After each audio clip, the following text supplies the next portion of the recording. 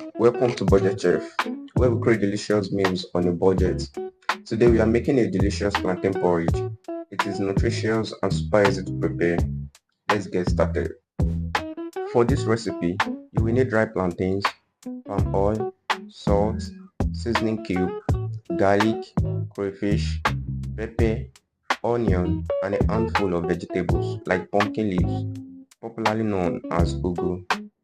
Alright guys, the next step is start prepping ingredients. Okay, start by peeling and slicing the plantains into bite-sized chunks, chopping onions, mixing 2 cloves of garlic, blend your pepper and dice the ugu into your desired or preferable size. This makes everything cook evenly. Don't forget to like and subscribe for more affordable meal ideas. After prepping the ingredients, we can now start cooking, right? Heat the palm oil in a medium-high heat to reach the desired temperature. Then add the diced onion and minced garlic. Let it fry for a minute to bring out the flavors.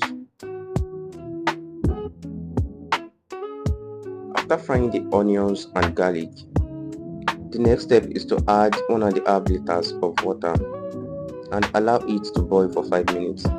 It is important to note that the amount of water you add depends on the quantity of your plantains.